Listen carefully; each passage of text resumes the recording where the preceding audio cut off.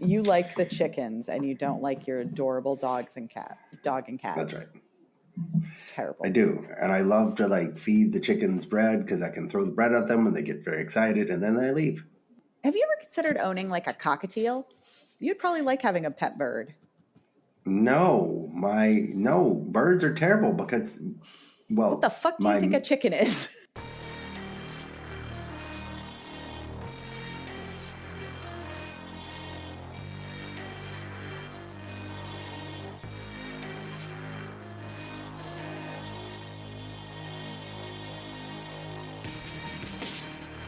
I'm really nervous about the game. Good. Yeah. I feel like, well, not only because I don't trust your questions to be logically consistent. I messed up one question last week. Half a question.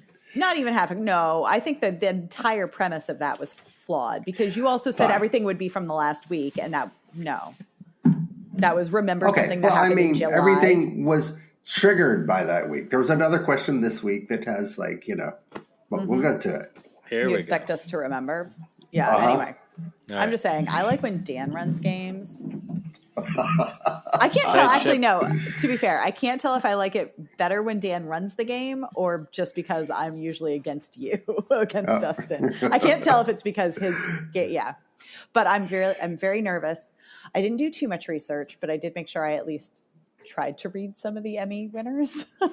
I was like, I've done no research. Yeah. So good. It's no fun if you do research. Well, no, but I was like, he'll probably have Emmy questions, and I didn't watch the Emmys. I mean, that's a reasonable assumption. Yeah. Should we start? Sure. Yeah, let's do it. As a cat tumbles in. Wait, does that mean Mima is going to be the cold open? Maybe. God. It's a possibility.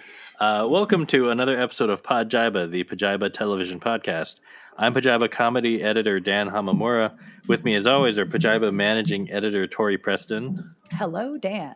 Hello, Tori. And untitled podcast co-host Dustin Rolls. Hello, Dan. Hello, Tori. Now, that makes it sound like you are the podcast is untitled. But did you mean that the host, is untitled, or is that what you meant? I just stole your little naming scheme. Right. So you're saying that the podcast is untitled. No, I'm saying I am untitled. Oh, well, that means we get to give you a title, which means we get to call you Dusty. That's not what Dusty. that means. No, we talked why about would you do that? We talked about it last week. Yeah. No. But if you don't come with a name, we get to make up the name. No, not Dusty. Ugh, I can't even say it. Makes me cringe. That was my name until third grade and still is with my family. And I hate it. And that's exactly why I don't talk to my family anymore. That and that alone. Because when I talk to them, they call me that. I feel like that's kind of petty. You should have more reasons to not talk to your family. All right. I feel like you probably do have more reasons. Yeah, I might. You might. Right. Might be a few others, but that's up there. Yeah. Oh, wow. Does that mean, would you actually stop talking to us if we called you Dusty? I really wouldn't like it. Man, I wouldn't like it. Tor. Right. I mean. Oh, I hate Tor.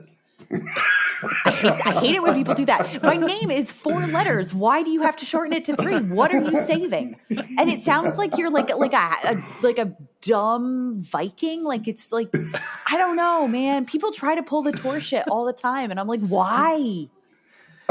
This is the most worked up Tori has ever been.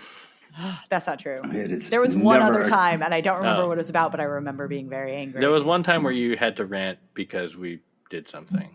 I do. Yeah, it was something you got. Yeah. Yeah, that was pretty. It was our fault, but that was pretty worked up. We used to have rant if we lost the game or something. Oh, no, yeah, it's if you won the game. Oh yeah, you were allowed to rant. You were allowed to rant. Oh, yeah, I forgot about the rant. We've done a lot of things on this podcast, and we have definitely lost structure over time. But we're working on it. So. We're coming back. We're coming back. Yeah. Should we reinstitute the rant? I feel like it's better if it's organic too. Yeah. Some weeks. I mean, this week. I'll be honest. I don't really have anything to rant about. I don't have the energy to get worked up, other than apparently about my name. Yeah.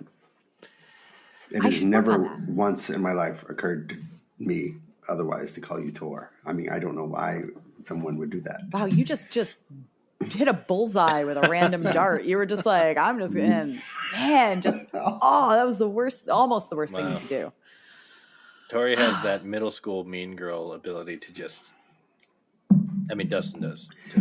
Dan has like a really good nickname. Like in it's built fantasy world and probably with all of his friends, he's also probably got the same nickname, which is the Hammer, which is like a brilliant nickname. Not really. But imagine if we just called you Da. Like just drop the N. Mm-hmm. Just hey Da. Right? That would be weird. Yeah. It's more just weird. I mean, I don't know. I guess it doesn't bother. I mean, Dan is also the shortened version. So. Right. It's already the shortened version. Yeah. You know what's funny is if you drop the N off Dustin's name, Dusty.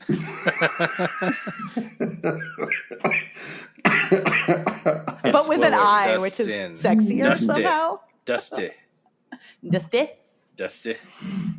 Dustin, what are you drinking tonight? I'm drinking again, first of all, which I'm super excited about. Congratulations. How are you feeling? Thank you. My cold is gone. My knee is fine. And now I have a new malady. Also, what is it? What is it? I just have this weird strain on my shoulder blade that only acts up when I drive. So when I'm driving, it gets like really painful to drive. And so I was sick and I had not gone to the gym for like a week and a half. And I went back today and I went to do the bench press with the barbells. Right. And I didn't know it until I tried it that I couldn't lift the barbell with my left hand, which like is a little embarrassing in the gym where it looks like, they're like, that guy just got way too much weight. Yeah. You're like, no, any weight. Right. Exactly. So I'm not sure what's going on with that, but we'll figure it out. Okay, so two things. When you started that story, you were gesturing to your arm or to your chest area.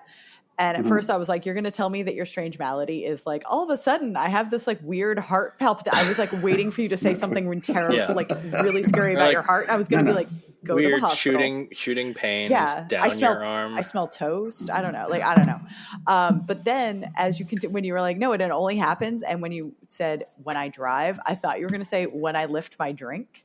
Like it only happens when I'm drinking, but like you keep drinking anyway. So I'm sorry that you're going through that. No, that's quite all right. But at least you're drinking again, and your heart's I am, and that's the important thing. Although I did go for like a week and a half with barely drinking, and I found that I was a lot less sleepy at night. Yeah, I didn't realize just how sleepy a beer or two makes you every night. Have you been using that to like? Have you become have you had insomnia? Like, have you had a hard time going to sleep because you weren't drinking? No, not at all. I just like that's it. Yeah. That's the important thing. Yeah, because otherwise it's not as hard to stay awake. Oh, okay. Not bad. Yeah. Good times. So what are you drinking? Sorry. Oh, sorry. The Arthur from the Hillstead. No. Farm Hillstead? Hillshire Farm. No, not Hillshire Farm Hillstead, I think is right. Which sounds weird. Because it feels like it should be Hill Farmstead and it's not. Yes. So you're gonna be having that for like 2 months, right? Like you bought those cases. Okay. Although I'm drinking it a little faster than I thought.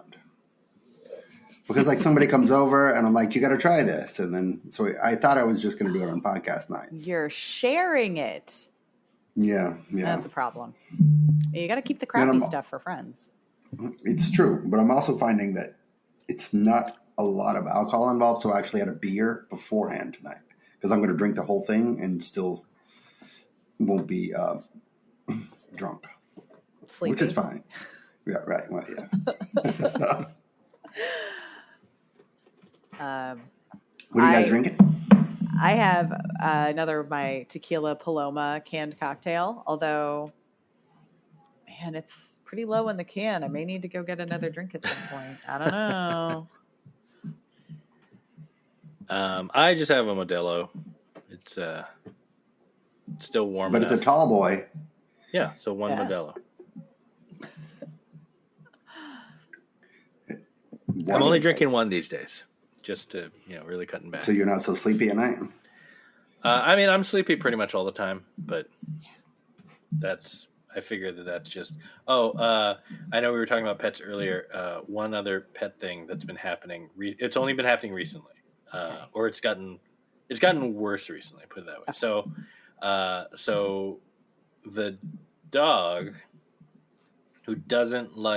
who enjoys sleeping in the bed when he is allowed. Normally, his pattern in the past has been he will accept sleeping. He sleeps on the couch, so he's fine. Like he likes sleep on the couch, so he'll sleep on the couch, and then usually around 5 a.m. he'll sneak in and sneak his way into bed, and then then he'll get to enjoy being in bed until everybody wakes up. Right. Recently, he has discovered a new tactic, which is he will wait until everyone is trying to fall asleep, or maybe has just fallen asleep. So this is I don't know, midnight, and then he just starts barking like there's a murderer trying to get in, and he will not shut up. And until then you let him. until well, it's not even that. Until so now sometimes we'll go into the other bedroom, and someone will sleep in that bed with him. I had to do that last night, where I went to the other bedroom, and was all right, come on. So then so then there's enough, because the problem is that if we're all in one bed, there isn't really enough room. So we'll all be tired, and also the dog will be mad because we keep bumping his feet, which he doesn't like. So he needs his room. He needs his room. Okay. So another reason not to have pets. Well, you have so many pets. You have so many. You actually have the most pets. Yeah. Again, not willingly.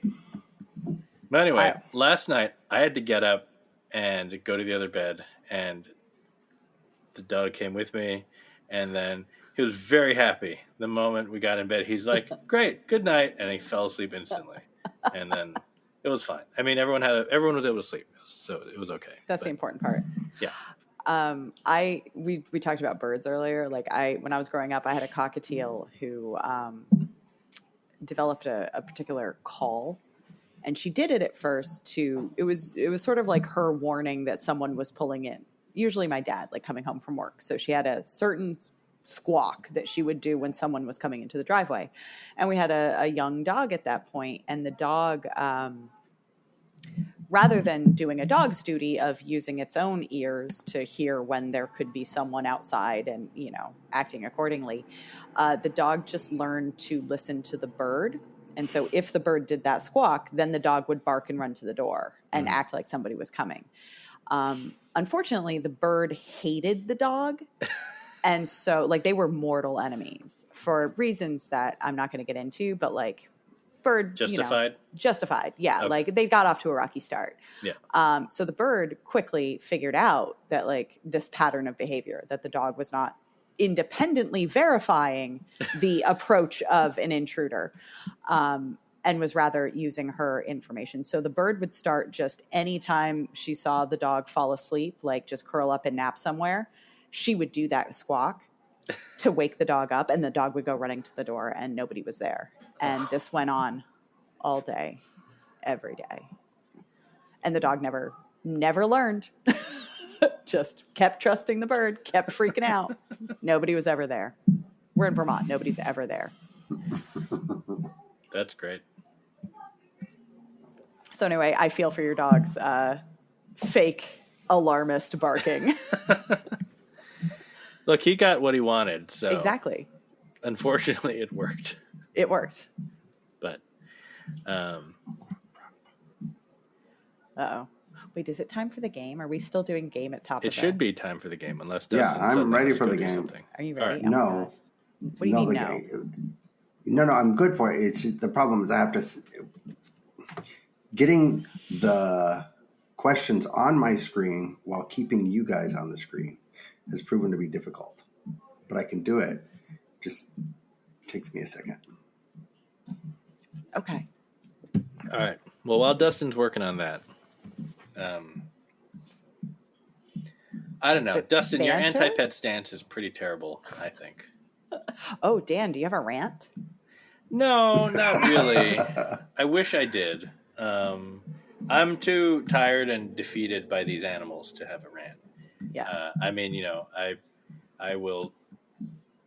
I changed my sleep pattern for a pet. I'm cleaning up all sorts of horrible things that I didn't have to do before these animals were all here. So it's you've inherited a lot. This is all happening. It's a lot all at once. It's but it's fun, and they do. I don't know. They do. What's your plan for tonight? Like, if the dog does, it seems like the dog is developing a pattern of behavior. Will you? He doesn't do it all the time, so We'll see. I mean, we'll see what happens, but most of the time, like, I feel like 85 to 90% of the time, it doesn't happen. Like, he just goes about his normal pattern, but it's just every once in a while, for whatever reason, he decides that he needs to cause a ruckus. Good for him. He deserves it. He's surrounded by cats. He does love being surrounded by cats, though. He does? Yeah, he doesn't like other dogs. He likes cats. Well, he gets along with the cats. Ah, okay, fair enough. The cats tolerate him. Oh, my gosh. All right, I am ready now for this week's Untitled Television News Quiz. All right. Okay. I'm still working on how I want to do the questions, and ultimately, the long-term goal is to get the two of you to hate each other. Okay. Well, my suggestion first off the top is accuracy. Yeah. Okay, fine. I mean, you shouldn't make it so easy for us to turn on you. Right. If that's your goal. So, when possible, I'm trying to give Dan questions that Tori knows the answer to, and vice versa. But why would I get mad at Dan for not knowing something I would know? I'm going to get mad at you for not giving me things I want to talk about. For Dan, for instance, to know something and want to answer it, but can't. I think you're overestimating our investment. I'm not going to get. I don't know, but it's true. Just let me have this story. Okay, fine. Let's see how it goes. All right. We're going to put 2 minutes on the board. You're going to just ask me about football. God damn it. Well, I mean, football is television. Uh-huh. But I'm not going to ask you about football games. But occasionally, football people are associated with television. Mm-hmm. I just realized I was muted, and I don't know how long I was muted, so. We didn't notice. I'm really glad that you weren't. I'm glad the clock hadn't started. Wait, but you did hear all the banter about pet. Oh, yeah, yes. Corey responded. Yes, I was responding. What? When did I hit that? Well, whatever. It doesn't matter. We're doing great, guys. Let's keep going. This is still better than last week. Amazingly. Yes. Are you ready, Dan? Oh, I'm going first again? You're going first again. All right. No. Yeah, because I got your questions queued up first. All right. 2 minutes starting now. The Emmy Awards aired last night. Eugene and Dan Levy hosted them, and reviews were largely middling, comparing it unfavorably to the Emmy Awards ceremony that aired earlier this year in January. Who hosted that ceremony? Pass. Jeremy Allen White won the Best Actor in Comedy Award for his role in The Bear. What heavenly phrase did ABC bleep out during the acceptance speech? Motherfucker. No, Jesus Christ. Oh. Friends co-creator Marta Kaufman said Ross and Monica Geller would be the characters most likely to support Kamala Harris. Which character did she say would probably vote for Trump? Joey Tribbiani. No, Phoebe. Oh. What old boy actor passed on a lead role in Damon Lindelof's HBO adaptation of The Green Lantern this week? Old boy? See, this is what I wanted from Tori. Oh, no. Wait. You're not saying Josh Brolin. Yeah, that's Josh Brolin. That's a bullshit that's framing. The remake. That's such a bad framing. Keep going. The timer's going. My God. What star of the FX series Legion opened up this week to Howard Stern about the stroke the cast member suffered at the age of 20? You son of a bitch. Dan Stevens? No, Aubrey Plaza. Fine. This critically acclaimed HBO series based on the Ella Ferrante novel that no one I knew has ever watched kicked off its 4th and final season this week. Oh, oh shit, what's it called? My beautiful friend. Close enough. My brilliant friend. Oh, okay. Liza Colón-Zayas won the Best Supporting Actress for her role in The Bear. She thanked her husband, who is best known for his role in What Long-Running Drama, which itself has 11 Emmy nominations and 4 wins. NCIS Los Angeles. No. Dexter. And, what former long-running 90210 star expressed regret Jenny Garth. This week for... That's right. Well done. All right, so you got 1. You shouldn't give me my brilliant friend. I didn't get that. Well, you got there, Vince. Yeah, eventually. 1, I 2. I would have said my super best friend. 3. You only got 3. Oh, and the Josh Brolin question is BS. Wait, so what are the answers? What are the answers? Because I'm curious. Yeah, who hosted the other Emmys? Who? Anthony Anderson. Oh. And then Jesus Christ was what? Yeah. And then Phoebe, because she would be a conspiracy theorist. That tracks. And she would have. That's more like supporting RFK, I think. Well, anyway, that's fine. I didn't say it; they did. Right. Aubrey Plaza talked about the stroke at the age of 20, which I didn't know about. No.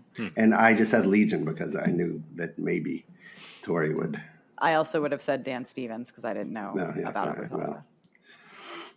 All right. Tori, are you ready? Absolutely not, but let's do this. All right. I think Tori's going to win. You just have to beat 3. Yeah, I only got 2 last week. Okay. Well, these, All right. Elliott Smith. No, Emmett Smith. Whatever. Emmett Smith? I said Elliott Smith first. Shut up. All right. Here we go. Liza Colón-Zayas' win for The Bear was not universally beloved. The mother of what Best Supporting Actress in a Comedy nominee tweeted, "Fuck The Bear," in response to her daughter's loss. Hannah Einbender? That is correct. What famous NFL player, who frequently appeared in Hertz rental car commercials as well as a number of television roles, was snubbed in the Emmys In Memoriam segment this year? Not Gronk. Oh, no. Oh, OJ? Damn it, Dan. Dan, okay, that one I don't. Dan did give me a hint. It was a stabbing motion. What Hulu series topped The Kardashians as the streamer's biggest unscripted series of the year? Mormon Wives. No? Close enough. Secret Lives of Mormon Wives, yes. Which I read 2 articles about because of tonight. All right. On Saturday night, CNN will premiere an adaptation of the long-running BBC format, Have I Got News for You? Which 2 late-night personalities will be co-hosting along with Michael Ian Black? Oh, because it's Amber Ruffin. Yes. And, fuck me. Who is the other one? No. Shut up. Shut your face. You're running out of time. No, I don't know. I don't Roy remember. Wood Jr. God damn it. What rapper and New Orleans native expressed deep hurt on Instagram this week when he was passed over a Super Bowl halftime show in favor of Kendrick Lamar? I don't know, but I want it to be Drake. Lil Wayne. Yeah. Who filled in for Julie Chen Moonves as host for the live Big Brother event this Jerry week? O'Connell. Oh, damn it. That's correct. Which former NFL star and current ESPN personality inadvertently put on live Instagram audio footage of himself and a woman engaged in sexual activity this week? I don't know his name, but I'm very happy for him. I remember hearing about it. I would never know that. Oh, that's the Shannon Sharp thing. Yes. I saw that people were going nuts over it, and I had no idea what, but I didn't know what it was because I didn't bother to look. I didn't know who he was, but I heard that somebody that people knew live streamed a boning, and I was like, good for you. If you had not got hung up on Roy Wood Jr., you would have been asked which late night show delivered its best ratings in 7 years with its post-debate special. Daily Show. That is correct. So you got 1. Don't give me OJ. 2, 3. 3.5 because you got Amber Ruffin. Yeah, asking for 2 people is tough. So No, but I knew who. It was gone. I actually didn't know who it was. Oh. Well, because I remembered because when they announced it, Michael Ian Black made all these jokes about how he was the DEI hire. Mm. Oh, that's pretty good. Yeah. So but I'm really happy the degree for of difficulty is still maybe a little too hard. Not too hard. No, I think that's good. I don't think we should all get a bunch of them. Fine. That was good. All right. And I would have gotten the last one if we got there. Yeah, that's true. You would have gotten 4.5. Yeah. All right. Great. I can't believe you keep asking me. Like, why would I know football people? Well, I'm sorry. There were 2 pretty big football stories. And I had couldn't heard go of to Dan. I heard of at least one of them. Mm-hmm. Would you have gotten the Shannon Sharp thing, Dan? No, because I didn't know what. I was trying to think of. Wait, did you say ESPN, Dustin? ESPN he did. personality, yes. Yes, he Shannon did. Sharp's on Fox. Used to be. He quit. Oh, is he on ESPN Oh. now? Okay. Yes. Oh. I don't think I would have gotten that because I did not know why Shannon Sharp was blowing up. So I wouldn't, and I thought Shannon Sharp was still on Fox. Both of you knew one Different side parts. of that. Right. Yeah. No idea who he was, but definitely heard about the boning. I'm just glad that our respective algorithms are working appropriately. Yeah. Well, great game, Dustin. Tori wins. All right, so yeah, that's right. It's 1-1 now. Oh, I like this. We're samesies. It's like Dan and I are really just just we're alive. equals. All right. Yeah. All right. All right. Well, we should probably get to some TV. Wait, Yeah. Tori, did you have something to put on the list, or I didn't. if you don't, that's okay. No, I just keep watching Homicide and Brooklyn Nine-Nine. But what I will say is that I was going to talk about Murder, Only Murders in the Building. Mm-hmm. But then, which I thought was a Monday night show, but then a new episode didn't drop today. So I'm very confused. And I don't know. I think it's a Tuesday show. Then I just don't know what I'm talking about. I think so, yeah. Okay, fine. Right. English Teacher's a Monday night show, but it's... I caught up on you it. started Airs watching on English Monday. Teacher. I watched the first Airs 3 on episodes. I did not watch tonight's episode because I didn't know it was a Monday night show, but I did watch the previous episodes. Well, we can and I'm watch really it happy. anyway because it's FX, and we don't get to watch it until it's on Hulu on Tuesday. Okay, well, that's fine. But you guys were 100% correct. It was delightful. I'm really having a ball. It's a very good show. It's fantastic. Yeah. Once again, it feels like really nice to just have something, I don't know, fun and just... I guess, well, okay, I'm going to tie this into my one show for the week, which is How to Die Alone, also on Hulu. Which I also watched.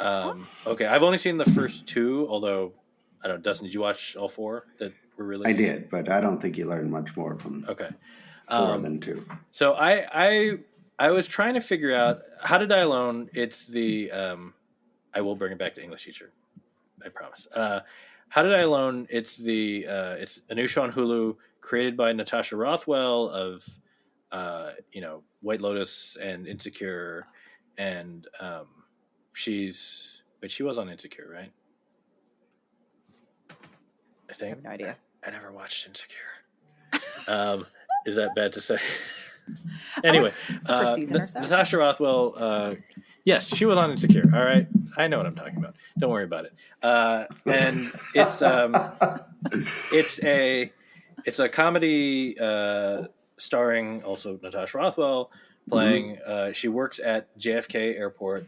It's kind of like slacker person who's never gone anywhere. She's commitment averse, as we learn in the pilot, that she was dating her boss, and they Who broke is up. from New Amsterdam? Not that you guys would know that.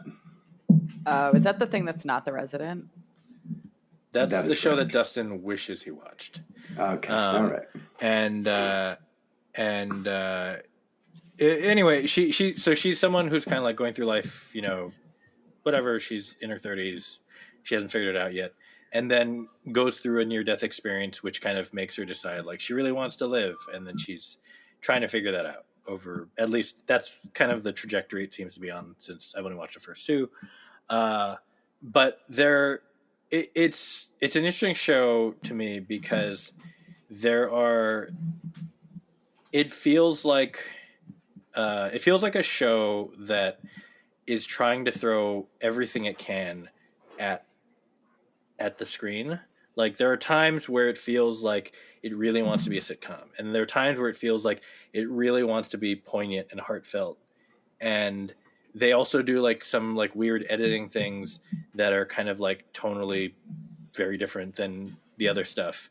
So it ends up feeling like it doesn't, at least again through what I've seen so far, it doesn't really gel into one show. It feels like you're just like, what if we did this, and what if we did this, and what if we did this, and which is too bad because I think there's a lot to like, like inherent within the story and the premise and Natasha Rothwell.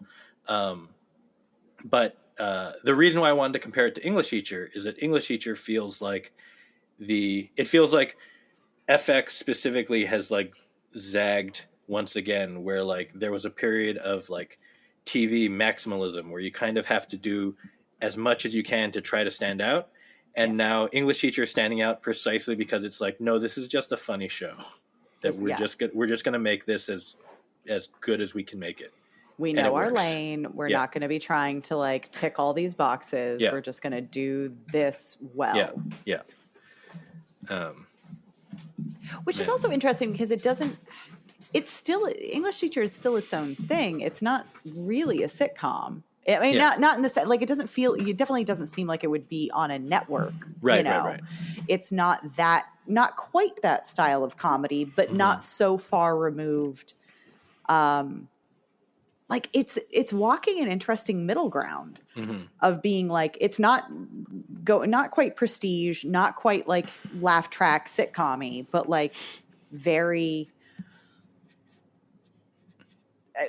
assured and very like it has a very clear comedic point of view and finds ways to kind of, at least in the episodes I've seen, new doors into that within the world of kind of high school.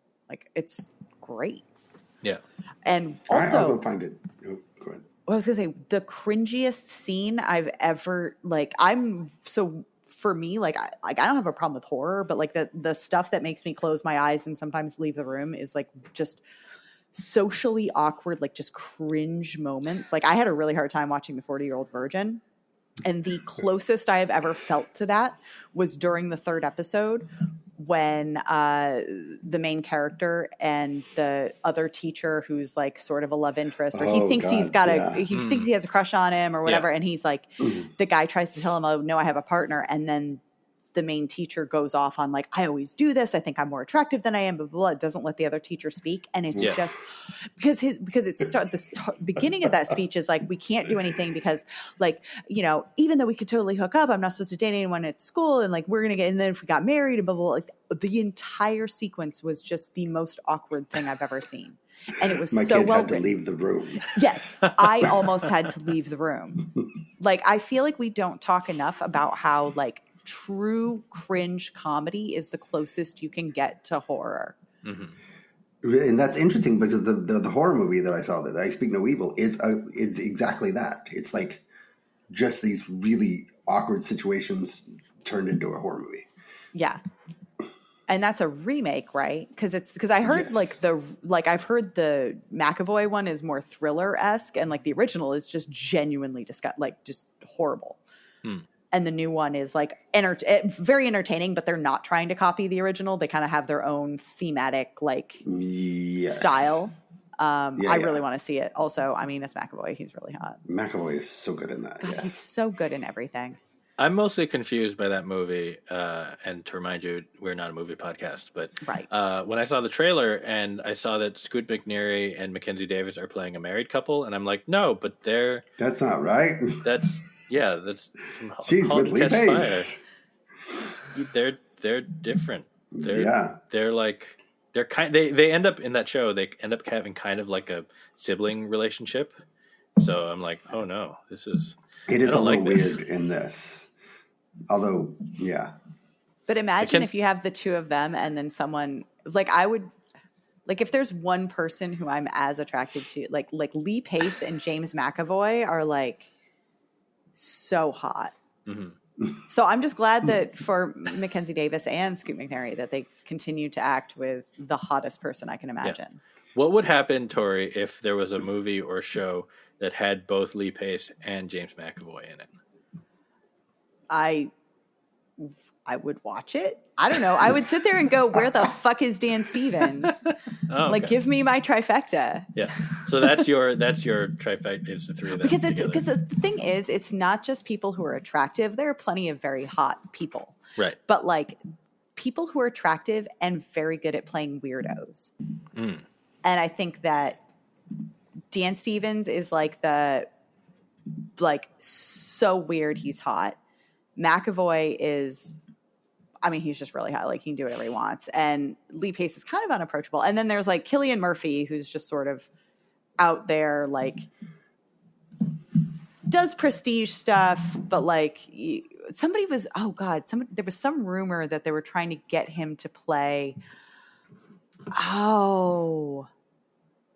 I was like in some, I know what it was. There was a rumor that they were going to try and get him to be, I want to say Voldemort or something in the Harry Potter TV show. You know how like HBO is trying to make the Harry Potter show? Oh, right. And it's like, that will never happen. Like that man, do you think that man is going to join a giant franchise? No. Are you kidding me? He does not care. And that's the beauty of him. Yeah. He does not give a fuck. Anyway, so yeah, there's. Well, they had the Kalina, our TV editor's version of James McAvoy and Lee Pace was a casting this week for the Netflix show. I don't remember what the Netflix show is called. All I know is it's John Bernthal and Pablo Schreiber, which is. Oh, right. A really hot cast too. Yeah. That is very hot. Differently hot. Yes. All right. So who do you think is hotter? Like if you had a cast with Pablo Schreiber and John Bernthal or Lee Pace and James McAvoy. And I just want to point out, I went to a play where James McAvoy was shirtless and made out with a dude. I don't know what that's going to do for you, but like for me, it did wonders. In that equation, it's like McAvoy and Pace are number 1 and 4 to me. So that's like a tie because the other two are 2 and 3. Oh, wait. Schreiber is above Pace? Oh, yeah. Are you homophobic? I'm talking about how attracted I am to these particular men. I'm sorry that the like 6'5" lumberjack dude who also plays an elf is not hot enough for you. Wait, who's in the other cast? He built his own cabin. Bernthal and who? Pablo Schreiber. Oh, Pablo Schreiber. Okay. Yeah. No, it's got to be McAvoy Pace. I think. The problem is that Bernthal, who I love, like he's so like. I don't know. There's something about his energy that he's been bringing to role. Basically, like ever since We Own the City, I just see, even when he's not doing that insane voice, I'm just kind of seeing that. And it's not that it's not attractive in a certain way. It's just, I'm just like, no, he's like, there's a little bit too much dirtbag in that. So I have the same thing. I still think he's very hot and I loved him like always, even when he's playing, he always plays like pretty questionable characters. But there was that one interview he gave and I remember writing it up for the site because I was just like, what the fuck? Where he was, for some reason during the interview, he had like his like dog with him and he was talking about how he was at a dog park and there was a dog fight and he broke it up by sticking his thumb up a dog's butt. Oh God. I wrote this up for the site. You published it. I don't remember everything we publish. I don't understand how you would forget John Bernthal put his thumb up a dog's butt. This does sound familiar now that you say this. Yeah, and so my problem with him is he's very attractive, but that is the first thing I think of with him, and I can't tell if it makes him more attractive or less attractive because I'm like, that's gross, but also like pretty brave. Like I'm really confused. Aren't there other ways to break up a dog fight? But yeah, he also saved the dog. Like he's like, that's just, it distracts them. And I'm like, it probably does. Do other things distract them?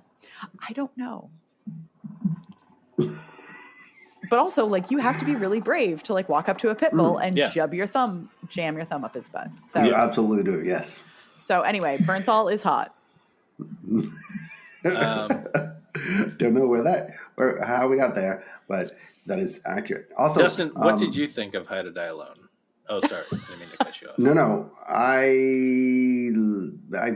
agree with you mostly. I liked it. I thought this was going to be like one of the. I thought the premise was that she's going to find out that she's about to die, and like had to make the best of the rest of her days. And when it turned out not to be that, I was like, oh, well, that's weird. Right. It was fine. I'll continue to watch it. Mm-hmm. I don't think it's like amazing television. Yeah. Oh, the other thing that was a mild. I mean, I know they shot in Toronto, so it's not like they can't help this, but it's like it is weird to me that like that show is very like it feels like it should be a very New York show. I mean, the way that it's set in New York, and it doesn't. Because they're in Toronto, like they can't film it like it's in New York.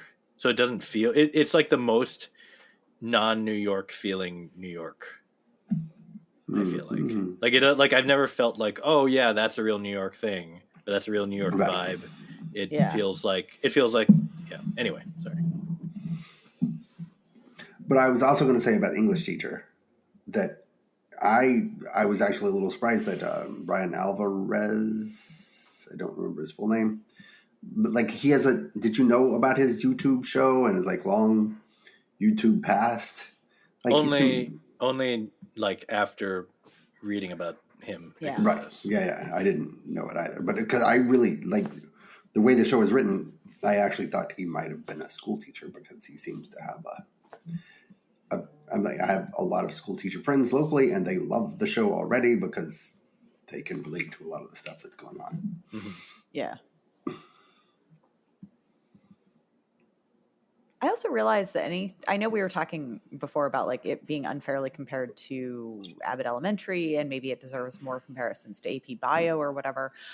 But I've realized that all high school shows to me just are, and it's bizarre because there will never be an accurate comparison to this show, but they will always, it's like, oh, it's a high school show. Is it Vice Principals? And it will never be Vice Principals. No show would ever do that. That's absurd. Yeah. But I don't know why. I really but now thought you were going to say Head of the Class. No. No, but Vice Principals, because it's like, I love it because that's also like kind of the dirty secret of the, Danny McBride, Jody Hill shows. Like, I feel like everyone remembers it's like Eastbound and Down was the big one.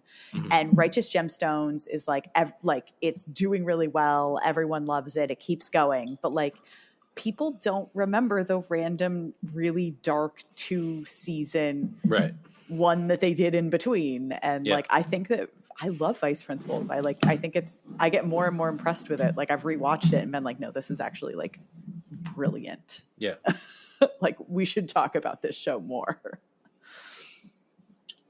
And maybe we shouldn't, but I love it. I don't remember much about it except that it was actually really, really dark. It's so dark. Mm-hmm. Yeah. Like it was surprisingly dark. So you're like, oh, it's just going to be kind of funny. And it's like, no, these people are horrible. The characters are horrible, but they're Danny McBride and Walton Goggins. So you're like, that's fine. Yeah. Like,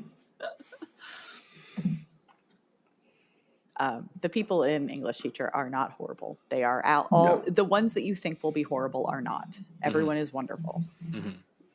I do like that. It does feel like, again, they, at least through episode 3, that I don't know if they meant to do this or if it was kind of like a discovery almost of like, I feel like they also love the coach character as much as we all do, because like this is the second episode in a row where he gets kind of like the secret win. Yeah. And is also way more tuned into the students in ways that the lead is not. Which I don't know, which was just really fun. I mean, it's amazing. Yeah. They can obviously go to that well too much and it becomes tired, but like so far it still works, I think. It really does. And I was just saying one of our commenters was annoyed by that character because they thought that he was too much like the guy that he thought that they should have gotten, which was Bobby Moynihan, which he is exactly like Bobby Moynihan, but I still feel like there's some Charlie Day in there too. So it's okay. Yeah, I think it's perfect. He's budget Moynihan, and that's fine. Like yeah, I like that they're all like except for Veronica Mars' dad. Yeah. Whose name is Enrico Colantoni. Thank you. They're all like unknowns. And they can pay for him because he's only in like one scene an episode, so it's fine. No, and but it's true because it took me until the second episode, like the entire pilot, I was watching it going like, are we sure that's not Moynihan? Like his face doesn't look right, but maybe it's a prosthetic. Like I genuinely thought it was Bobby Moynihan for like a full episode. And the then difference is his eyes are very like piercing in a way that I feel like Bobby Moynihan's aren't. Yeah. He struck me as like Jack Black would have played this 20 years ago. Yeah. Yeah. But there is something to him not being, a recognizable actor, because I think that if he was anyone, because it allowed us to discover the sweetness in the character. Whereas like if it had been Jack Black or Moynihan or whoever, like you'd come in and you'd be like, oh yeah, even if he's a dirtbag, I'm going to kind of like him because he's so like charming. And it's like, no, with this character, you really had to kind of figure it out on your own, whether he was, like, just how much of a dick is he? Yeah. And it's still kind of a question mark, except that like there are so many redeeming qualities alongside it. Mm-hmm. Like he will continue to call the main character a Fruit Loop, but he also will, he really looks out for the kids and he knows them and he looks out for the other teachers. And like, he's wonderful. He's just he's that guy that like, no, he's not politically correct, but he, he's sort of the Ron Swanson of the show. Yeah, he's not mean-spirited. He's just, yeah, he's great. Yeah, I love it. I watched all 8 episodes of Secret Lives of Mormon Wives. You can ask me anything. What is that show? So I read the articles that were written. So it's about mom talk. Well, okay, these Mormon women formed Mom Talk, and they just made they made a lot of money off of this. Which is, I'm assuming, like TikToks from moms. Right. And they make Mormon money moms. off of they make money off of this. Yes. They're all like supporting their families with the money from TikTok. So I could make money if I posted on TikTok about being a mom. Well, mostly they do a lot of dances too. Oh, gross. Yeah, there's a lot of... I mean, I'll do a little dance. No, I don't know. That was terrible. But there's a lot of like, sort of like, I don't know, sexy-ish dancing, which I think is maybe interesting to people who don't have that, who don't think of that when they think of like Mormon housewives. Oh. They're very, they're very, well, half of them anyway are very progressive, sort of Mormon housewives, whatever, and they're not all housewives. What a conundrum!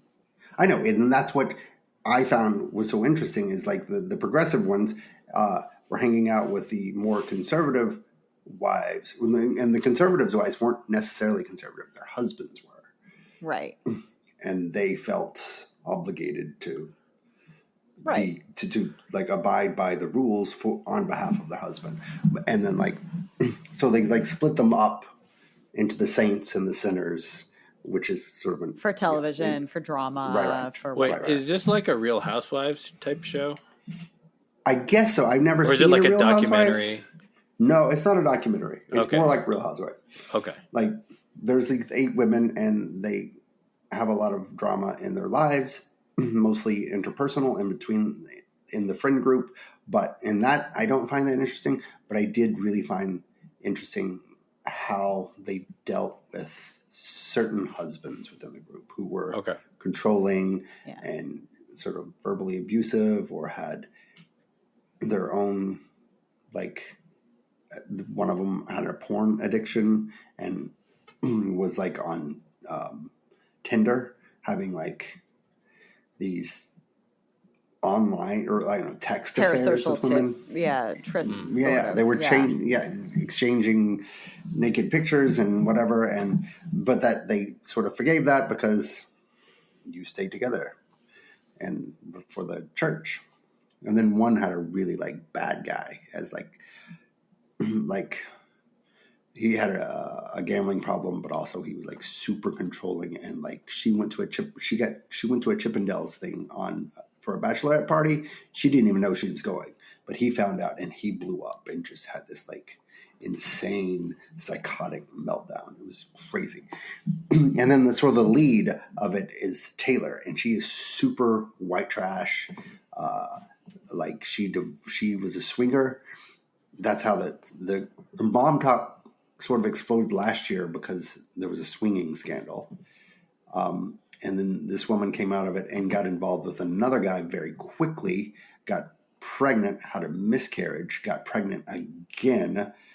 But they were both, he has like a history of drug addiction.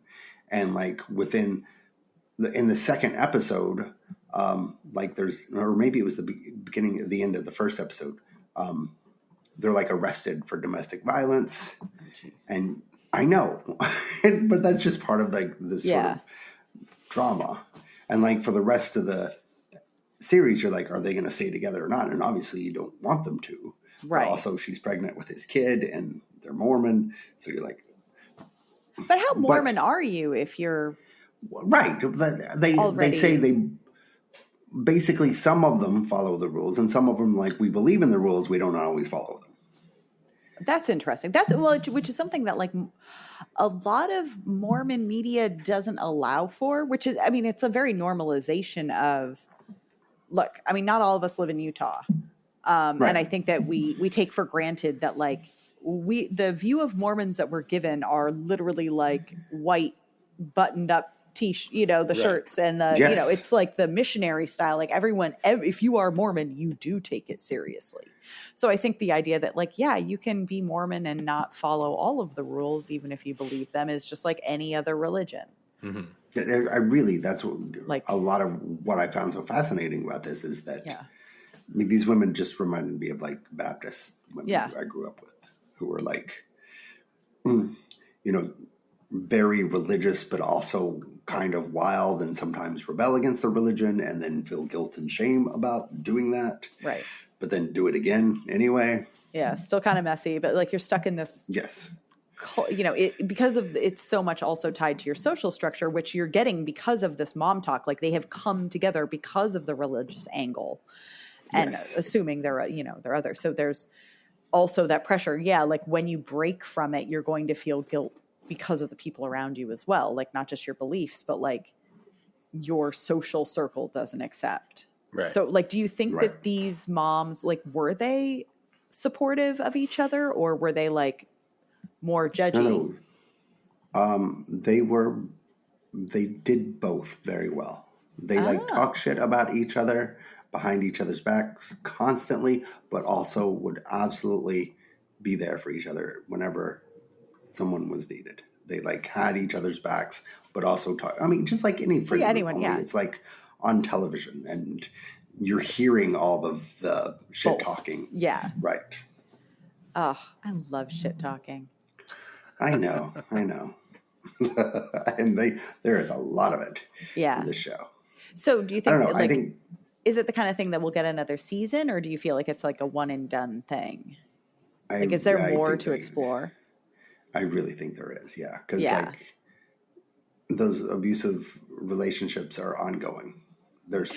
They have not ended. Well, and I did read Emma's piece and it seemed like, which was about the particularly abusive relationship and the question mark of like, did the show actually like help this woman or hurt, like, did it show her that the relationship she's in is not healthy or, or instead did it kind of like expose her life, in ways, invite people into a relationship in ways that she's uncomfortable with. And like, which is always a question with all kind of reality shows. Right, yeah. But, do you think that, I guess, where do you fall on that? And like, you know, if you think the show will continue because there are so many dysfunctional relationships in it, like, are we then exploiting those dysfunctions, or do you think there's any good that can come out of it? Like, well, that's what I really like about the show. And I mean, it's really trashy and messy, but I do like that there seems to be an arc toward like trying to move, because like the overriding mission of this group is to sort of like fight the Mormon patriarchy. Okay.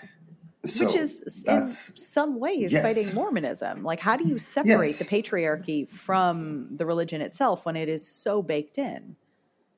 So and so I think that a lot of the more progressive women are helping some of the other conservative women, and like the Jennifer Affleck person who was in this relationship. At the end, she sort of like goes back to him, but I think that she goes back to him at least aware now of what's actually happening. I don't think that relationship's going to last. But it's very clear, like, at least at this stage, they're like doing a lot of therapy, and there's a certain eye opening with her, at least based on the quotes I was reading, where it's like, you know, if this doesn't work, we'll do what we have to do, you know. So it's like they're kind of doing this is kind of the last straw of like, if the therapy and everything doesn't work, we'll finally address whether we need to separate. But and he says he's going to change, but like dudes like this, they don't change. But he was like moving to New York for medical school, and she moved with him. And like, I'm sorry, New York is not an easy place if you are not used to that. Like, like this guy flipped out when she saw Chippendales show. Yeah. So I can't imagine how he's going to react living in New York. I mean, like, you're going to see there are just naked people on the subway, and it's not like you ask to see it or want to see it. They're just there. And he was like, if you go to this show, I will divorce you. It's just Chippendales. Oh my gosh. I know, exactly. Anyway, you're going to watch more of it. Yeah, and it's a weird thing because now I get defensive about the show that everybody keeps calling like trashy and would never watch, and I'm like, wait, it's actually kind of interesting.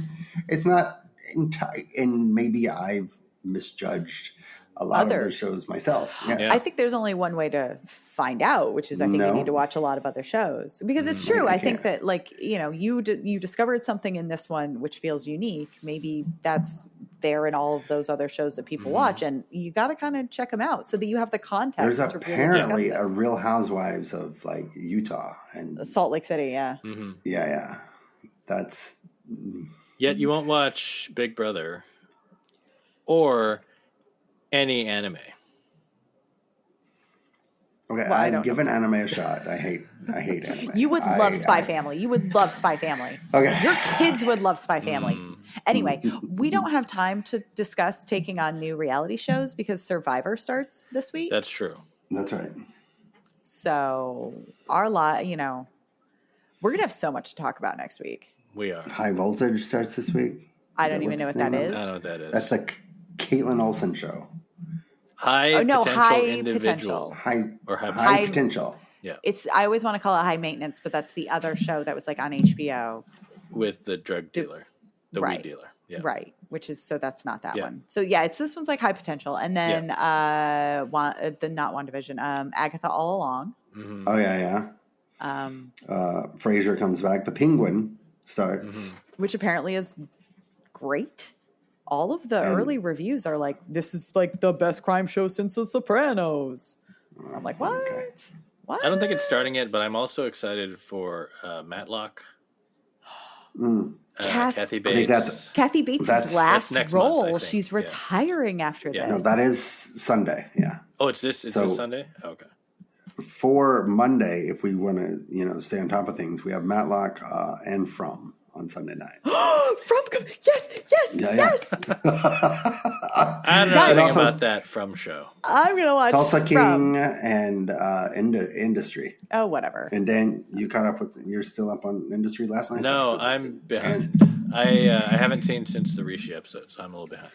Oh, it's Jesus Christ. Really intense last night. Look, unfortunately, I'm going to have to spend time watching Survivor and Matlock and High Potential. So my wife is in Canada this week, so we have to wait until Friday to watch Survivor.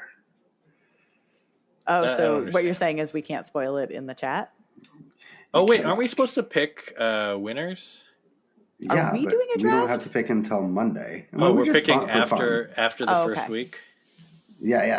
I wonder if I have to pick. That's okay. Okay, that's fine. So we will get to watch one episode. Yes, which is for the best. You can't just pick blind. Yeah, that's true. Yeah. That's terrible. And you don't want to pick the person that goes out in the first episode on accident. Because then it's no fun for the rest of the season. Yeah. How many of them do you think know who John Lovett is? Oh, before they got there? Yeah. No one. Who actually know? Because he's not, because the thing about being a podcast guy is no one knows what you look like. And that's a very normal name. Distinctive voice, though. You think his voice is that distinctive? I think if you listen to the podcast, you will know. I feel like at least a couple people there. I don't think any of those people are going to. I don't know. The way that they cast these days. Look, what I'm saying is in this new woke era of Survivor. Okay, Dustin. No. Do you think, do you think John Lovett is the kind of guy who walks around going I am on a podcast? No, but again, I think at least one person is going to talk about who he sounds like. Woody and Sugi on the show. Oh, I hope so. I can't imagine. We're about to, the duck's about to quack in less than a minute. I just want to point out, we can also talk about our last second shows if we want, but I just want to point out Australian Survivor is doing a special season. It's called so this is not a regular. I think it's going to be a shortened season, but it's Australian Survivor versus the world. So it's Australian Survivor people versus American Survivor. So far, only American Survivor. No, they announced. I think I'm on that. Suri and Parvati are on it. So they've only announced 6 people so far, but the 3 that they've announced from the U.S. are Suri, Parvati, and Tony. And then the 3 from Australia are Kirby, who was on the last season. I remember Kirby. King George from Heroes vs. Villains. And Shawnee, who was also Heroes vs. Villains, and they both were on before. So that's 3 fucking legit Australian players. And a shortened Australia season is a regular American season. Yeah, I don't know how long this season will be, but it'll be, we'll see. Because an Australian season is 50-something normally. So, okay, but either way, even if it's a watered down all-star game, that's already 6 people I want to watch. Yeah. So I don't know how we're gonna watch it, but we will have to watch it. You know exactly how we're going to watch it. Right. No, all I'm saying is that, I don't know where it will be streaming, but we will probably do our best to find We just get producer Seth to launder it for us. I don't know what that means, Dustin. We are all above board here. Anyway, the duck is quacked. We can remain on board. Yeah. He can launder it for us. Right. Love spackle laundering? I don't know. All right. We did it. Is there anything briefly, Dustin, you had Bad Monkey and Slow Horse. I'm behind on Bad Monkeys. So I just put those up because I didn't want to have, to spoil the question for the, Mormon show, but Tori got it. Bad Monkey is, it was one of the television news quiz questions. Bad Monkey is fun with Vince Vaughn. The other part is not so fun. And Slow Horses is amazing as always. All right. I have never seen Slow Horses, which I know I should. Oh my God. Yeah. Wait, there's a lot of TV, Dustin. I haven't seen it. That's the Gary Oldman one, right? Yeah. Yeah. It's even created by Graham Yost, who I love, or run by Graham Yost, maybe? I don't know. No, I think it's showrun. And like Justified, it's one of those shows that even though it's 45 minutes, it feels like it's over in 18. Right. Like, I mean, it's over already? Tori doesn't know anything about Justified, so. Oh, that's right. She was not allowed to watch season 2, unfortunately. What else did Graham Yost do? The Americans? No, he did that. He runs Silo also somehow. Oh, that's right. Like, he runs both of those. He did Sneaky Pete on Amazon back in the day. Okay. I love Sneaky Pete. He also created the short-lived show Boomtown, which I loved. Oh, the best. Even though that, I don't know, apparently the stories from like how they broke that show was like it was impossible because they're like, how do we, like, we broke storytelling and we don't know how to fix it. But it was a good show. I liked it. Anyway, Boomtown. We should watch Boomtown. It's impossible to find season 2, but also season 2 they got rid of like the thing that made it good, so it doesn't matter. So just watch season 1. Yeah. Like a good one season show. Pretend the rest of it doesn't exist. Yeah. I think season 2 only went 6 episodes anyway, and then they axed it. But anyway, that's the show. Tori, congratulations on the game. Thank you, Dan. And, it was it was an honor to play against you. It was an honor to play against you also. It's not going to work. I'm going to turn you against each other. And to be, once again, disgusted with Dustin at his soft questions that are not even accurate. Oh, my gosh. What was inaccurate about this week's? Okay, you're going to say old boy, but then it's the American old boy. Yeah. Oh, my God. That's insulting. Also, I just want to talk about the fact that he had, like, we have had multiple opportunities. He had 2 questions about the Bear, like winners, like Emmy winner for the Bear.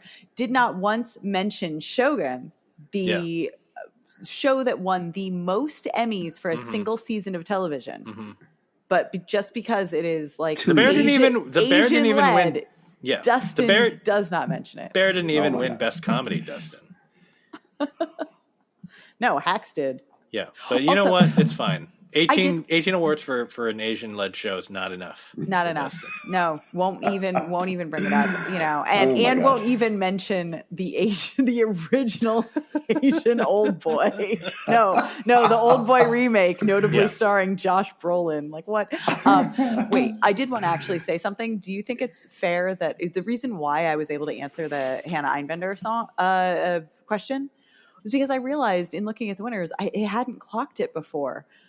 And I get why they did it, but it seems so wrong because they put her in supporting actress because Jean Smart is in Best Actress, like lead actress. Right. And it's great. Jean won. Wonderful. And I wouldn't want to put her and Hannah against each other. But also when you think about the fact that like they are equally the leads and it's absolutely absurd. Like, and I'm not saying like Liza deserved it, like Liza's wonderful in The Bear. I'm not trying to take away from her winning.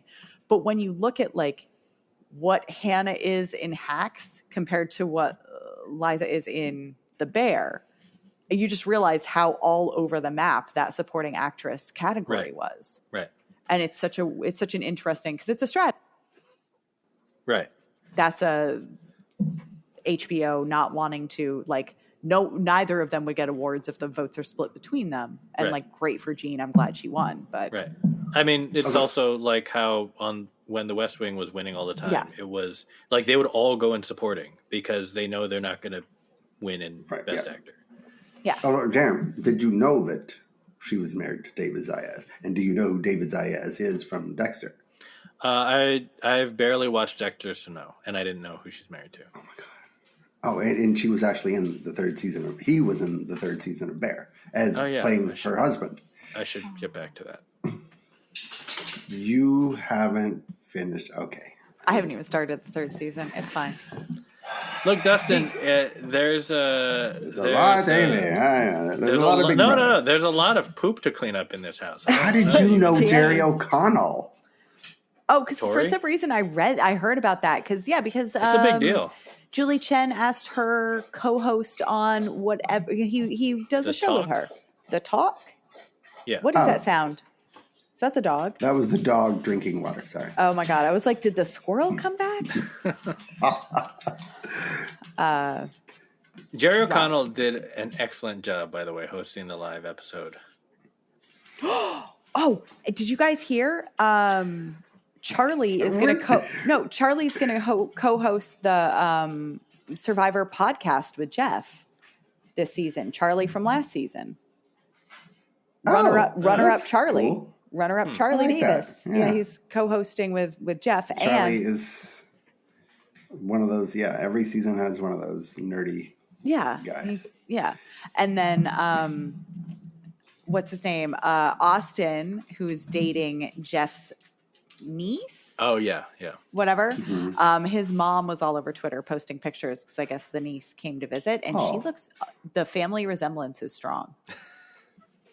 I don't know how to explain it. She also had like a 70-year-old neck and. No. I was looking to see if she had the choker. I was like, does she have the necklace? But no, she does kind of have the like chin. I don't know, like the jawline ish. The Probst jaw. Yeah.